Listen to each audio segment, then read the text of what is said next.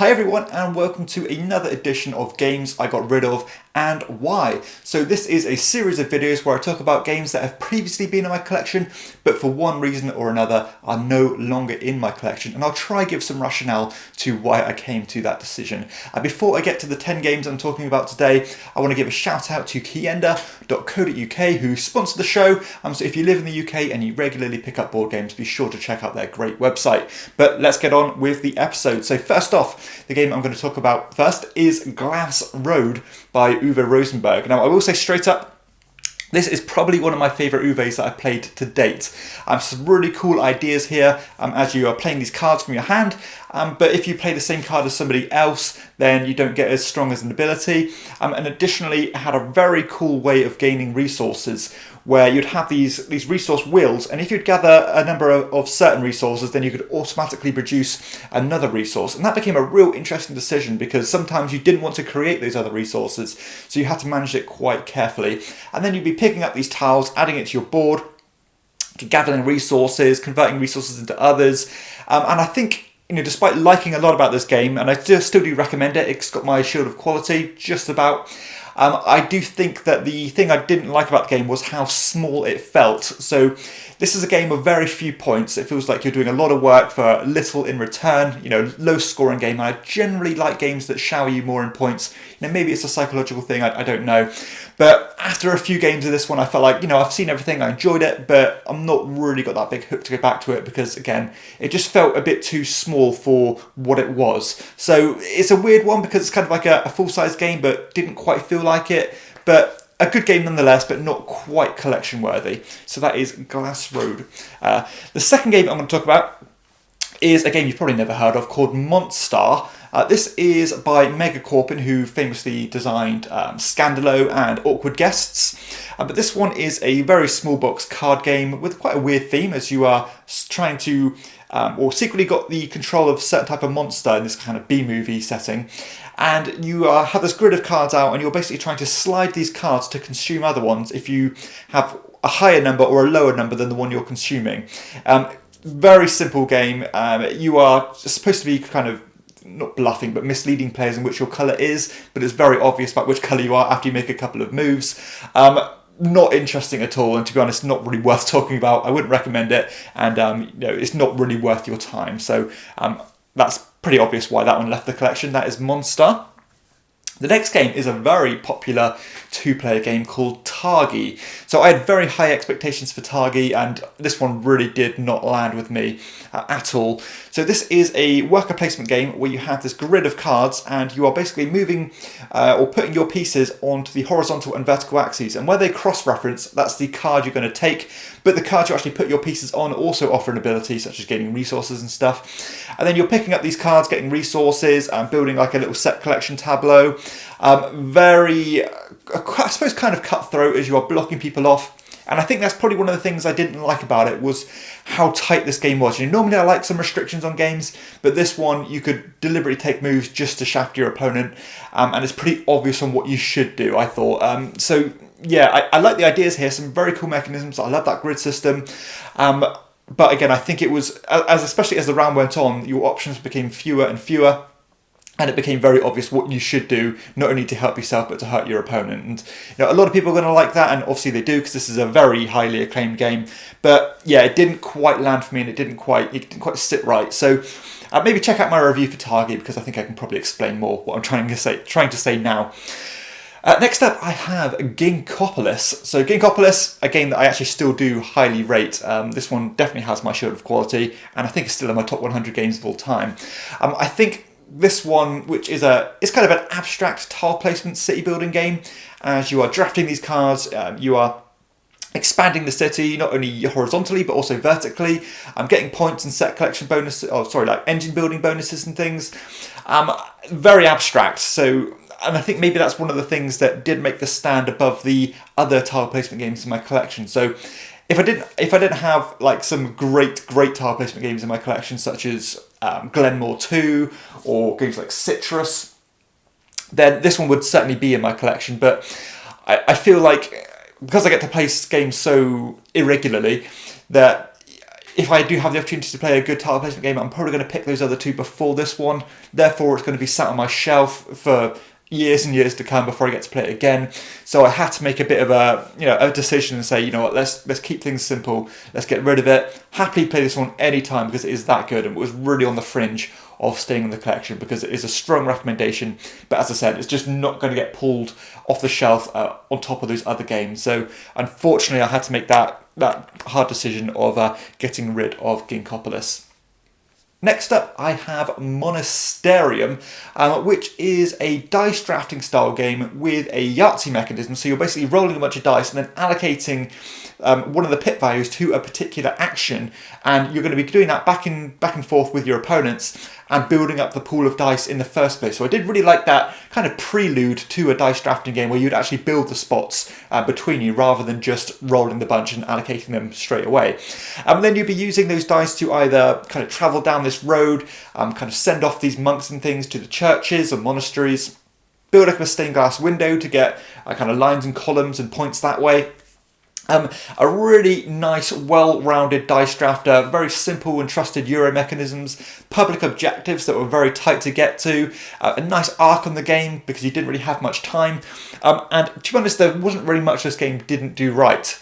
The only problem is, very much like Ginkopolis, I have a whole shelf full of dice drafting games, and most of the T series, and like Coimbra, Trismegistus, Sulkin, Teotihuacan, Tekenyu, and this one is not as good as those games. Despite being very good, it's not quite as good as those. And when I have games that are comparable to one another, I have to say, which ones are the best and which ones are going to stay in the collection. And unfortunately, this one didn't quite make the cut, despite being objectively a great game. And again, another one that I'd recommend in its own right. So that is Monasterium, a game that went with very little fanfare, but I think it should be more respected because it's a very good game. That is Monasterium. Next up, I have Blackout Hong Kong by Alexander Pfister. So this one is a very good game again. So a lot of these games are pretty good, to be honest, and I can't really fault this game. But it was one of those ones where I played it a few times and I really didn't feel the need to go back to it because I'd explored everything. It has some very cool mechanisms, when you're playing these cards out, building them into these columns, trying to get points, trying to get upgrades, fulfill these kind of contract cards. Some pretty interesting ideas. You're trying to build these routes and establish these almost blocks and then get the cards or kind of put these buildings down to get further upgrades and ongoing benefits. All the Euro goodness you'd expect from a Pfister game, but I would rather play other Pfister games, so particularly Maracaibo. Very rarely get it off the shelf. Love that game, and it's much better than Blackout Hong Kong. So if I'm going to have both of them on the shelf, I'm always going to lean towards Maracaibo. So that was probably one of the reasons why. Again, I did enjoy this one, has some good card play, very well-rounded game, quite procedural in the way it broke down, and some of the rounds weren't too intuitive, and maybe those little things worked against it, but still a good game, but not a great game, I think. So that is Blackout Hong Kong. Next up, I have Celestia, which is a very beautiful looking game, a push your luck style game that can cater to quite a high player count, as you are all sitting in this kind of hot air balloon together, or this Zeppelin, and then you are deciding whether to stay in the Zeppelin or jump out of it at the current spot you're at to get the amount of points. But the further you push on, then you are risking running out of cards, which you're going to be using to overcome these dice threats. If you push on, you've got the potential to get more points, but you could play it safer and get fewer points. And it's all about trying to kind of bluff the other players, because everyone's got their hand of cards, and you're trying to convince them either to stay in the airship or jump out of the airship.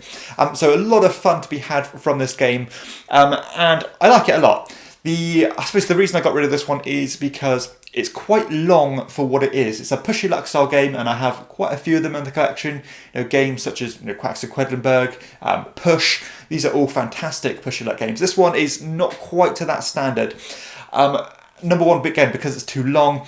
And number two, I think the game worked a bit too hard and tried a bit too hard to be clever with some of the cards they added in. So they would add a lot of these special cards which would let you, do special abilities and mess with the other opponents in different ways, and that is where the confusion started to creep into the game. When you'd be playing this to people who've never played these games before, very new to the hobby, it just kind of convolutes the game a bit and kind of took it away from that simplicity. So still fun to be had. I would, if you can get this for a good price, I would say pick it up, give it a try, because it is a lot of fun, but ultimately better push your luck games out there and shorter push your luck games out there. So that is Celestia. Next up I have Beastie Bar.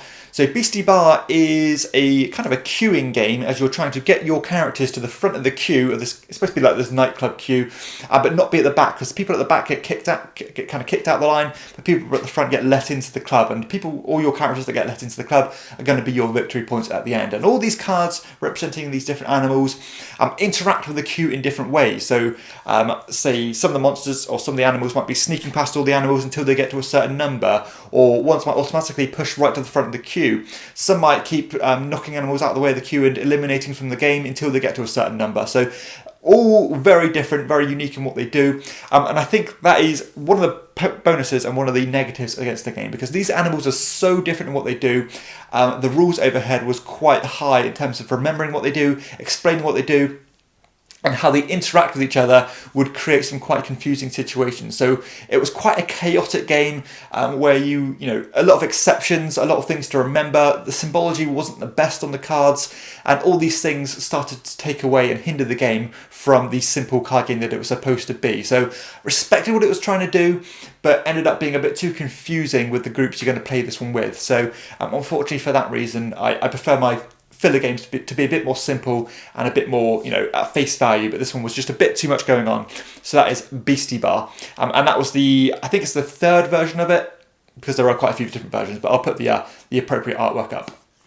The penultimate game that I'm going to talk about is Sunken City, which is a pretty obscure game that's faded in time by Kramer and Kiesling. So generally, 9 times out of 10, I really enjoy Kramer and Kiesling games. This one is one of the weirdest ones I've played, as you are trying to race to get this treasure and return it to your base. And you do that by establishing these routes, by placing these big 3D cube buildings on this map and using them as stepping stones and returning back to your base. But you could take real big gambles and visit loads of buildings and return all that treasure at once, or you can play a bit safer, you know, maybe grab 1 or 2 treasures and then return.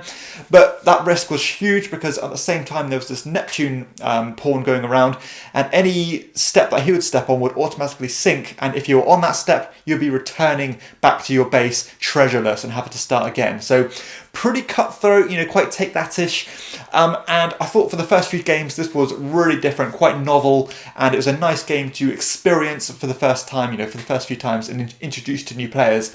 But I think once you've played it with that particular player, the incentive to go back to it wasn't quite there. It was, again, quite abrupt in shafting other players and being nasty to them, but I thought it was different, and it had some good ideas there, but ultimately I don't think it was going to be a keeper. It was in a huge box as well, just unnecessarily big box.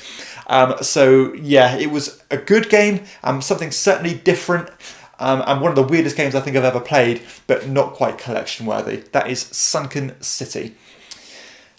And the final game I'm going to talk about on this episode is Valley of the Kings. So this is a pretty straightforward deck building style game with this Egyptian theme.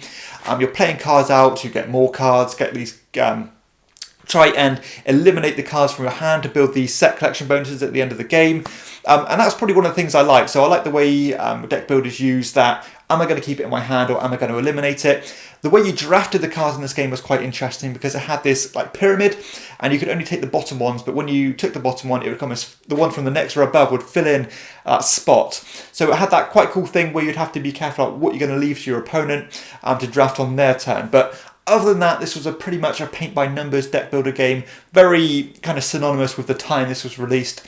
You know, this is good, at least 10 years old. I don't know the exact date, but I think it does feel a little bit dated. I'd want a little bit more going on in a deck builder nowadays. You know, it's not my favourite genre of games anyway, but this one was quite generic, despite being nothing wrong with it. A nice, well-rounded game, but just not quite up to the standard I want now. So that is Valley of the Kings. So that concludes this video of these 10 games that left my collection. Hopefully this has been somewhat of use to you. Bit of a weird episode, because there's a lot of games on here that I like, and justifying why I got rid of it is sometimes more of a gut reaction rather than something you can articulate, but I did my best. So anyway, if you did enjoy the video, please hit like and subscribe to my channel, and check out my other videos too. Also be sure to check out Kienda, and if you want to go the extra step, I do have a Patreon account, and I'll leave the link below for that one. For everyone else, I'll see you next time on Chairman of the Board. Bye.